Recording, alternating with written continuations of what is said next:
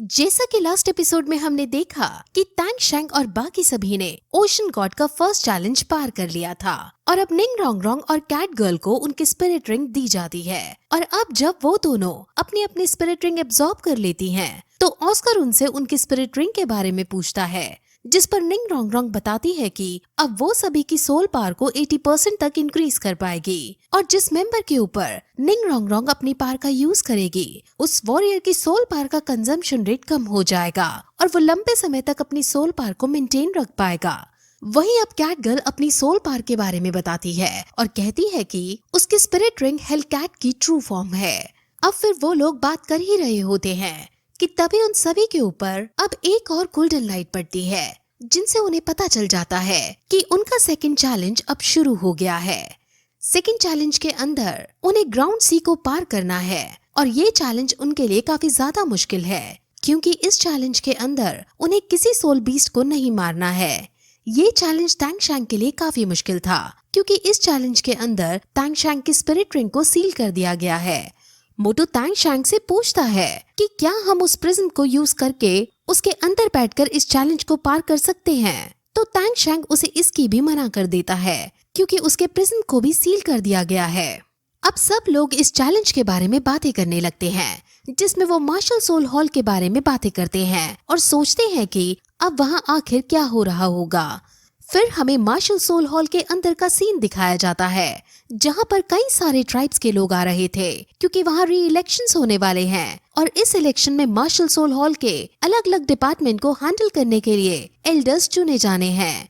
हर कोई बड़ा tribe martial soul hall के अंदर एल्डर बनना चाहता है, इसलिए बड़ी बड़ी ट्राइब जैसे elephant armour tribe, black tiger iron clan और इसी तरह की बाकी क्लैन भी आती हैं।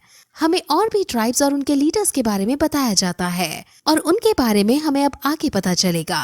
वहीं अब टैंग शैंग वगैरह फर्स्ट चैलेंज की थकान को उतारने के लिए पानी में मस्ती करते हैं और आपस में खूब खेल कूद करते हैं।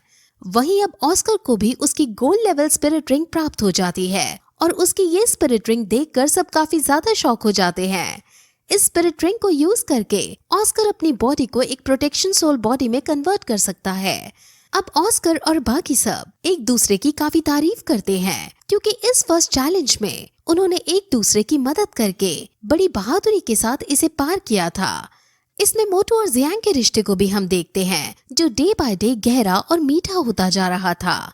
अब मिस्टर दाई भी कैट गर्ल के आगे उससे रोमांटिक टॉक करता है और उनको देखकर सब काफी शर्मा जाते हैं और मोटू को जेलसी होने लगती है। और जब जियांग मोटू को जेलस होता हुआ देखती है, तो वो मोटू को खूब पीटती है। अब वो बच्चे और मस्ती करते हैं और निंग रोंग रोंग को रेफरी बनाकर वो सब एक दूसरे से फाइट करते हैं, जिसमें कैट गर्ल जियांग से लड़ती है, मिस्टर दाई टैंग शैंग से लड़ता है और मोटू ऑस्कर से लड़ता है। उनकी ये फाइट बहुत ज्यादा आइकॉनिक लेवल की होती है, क्योंकि ये सभी लोग जीनियस कैटेगरी के थे। इसके बाद वो सब हाई हैंड सिटी के अंदर एंजॉय करते हैं और आसपास के ओशन वर्ल्ड को देखकर काफी खुश होते हैं। वो लोग पूरे 1 साल बाद खुलकर एंजॉय कर पा रहे थे और इस लम्हे को वो खुलकर जीते हैं। वहीं हम अब दूसरी तरफ मार्शल सोल हॉल के सेक्रेट टेम्पल को देखते हैं, जिसके अंदर एक सोल लैंड मास्टर आता है और वो बीबी डोंग से कहता है कि सभी ट्राइब्स के एल्डर्स आ गए हैं और वो यहाँ री इलेक्शन के लिए आए हैं। असल में उन सभी ट्राइब्स के बीच पहले ही फाइट हो चुकी है और उन सभी ट्राइब्स में से 10 ट्राइब्स को इलेक्शन के लिए चूज किया गया है। इन 10 ट्राइब में elephant armour tribe, sacred dragon tribe, black tiger tribe, wind sword tribe, panther tribe, stein book tribe and hornet tribe शामिल हैं। इन 10 ट्राइब में से 7 ट्राइब चुनी जानी है और वो सातों ट्राइब में से एक एक एल्डर एक एक डिपार्टमेंट को संभालेगा। वहीं दूसरी तरफ अब सभी शेक स्कूल के बच्चे ओशन के पास आ जाते हैं और वहाँ का जायजा लेने लगते हैं, क्योंकि उन्हें अब इसी ओशन को पार करते हुए आगे बढ़ना था और दूसरे छोर पर पहुँचना था। ये जगह उनके लिए बिल्कुल नई थी, जिस वजह से यहाँ नई जगह के साथ नए खतरे भी उनका हाथ पकड़ सकते थे। इसलिए टैंग शैंग पहले खुद आगे जाकर खतरों का जायजा लेने का डिसाइड करता है। वो अपने बाकी दोस्तों को यहीं छोड़कर खुद ओशन के ऊपर से उड़कर आगे बढ़ता है और तभी फिर हम देखते हैं कि पानी के अंदर के मॉन्स्टर्स टैंग शैंग पर हमला करते हैं और टैंग शैंग को वो पकड़ने और दबाने की कोशिश कर रहे हैं। टैंग शैंग ब्लू सिल्वर डोमेन से बचने की कोशिश करता है और वहीं निंग रोंग रोंग जो टैंग शैंग को पावर दे रही थी वो भी अब कमजोर महसूस करने लगती है। उसे ये समझ नहीं आता कि आखिर ये हो क्यों रहा है। टैंग शैंग का भी यही हाल था और उसे भी समझ नहीं आ रहा था कि आखिर ये स्पेशल पावर है क्या जो उसे रोक रही है। टैंग शैंग ये सब सोच ही रहा होता है कि तभी वो एरोफिश ओशन बीस्ट को नोटिस करता है। ये एरोफिश ओशन बीस्ट बहुत ज्यादा खतरनाक होती है और ये बहुत लार्ज नंबर में थी और ये सब एक साथ टैंग शैंग पर हमला कर देती हैं। बाहर खड़े सभी बच्चे ये देखकर काफी ज्यादा डर जाते हैं क्योंकि टैंग शैंग अपनी स्पिरिट रिंग को यूज नहीं कर सकता था और दूसरी बात ये है कि टैंग शैंग एक land type soul land master है। उसने कभी पानी के अंदर फाइट नहीं की है और जिससे अब उसका मुकाबला हो रहा है वो पानी का ही एक जीव है, जिस वजह से टैंग शैंग को काफी स्ट्रगल करना पड़ता है। टैंग शैंग अब अपने हैमर को बाहर निकालता है और उनसे बचने की कोशिश करता है। टैंग शैंग इतना तो समझ चुका था कि उसको सिर्फ इन्हीं फिश से सामना नहीं करना है।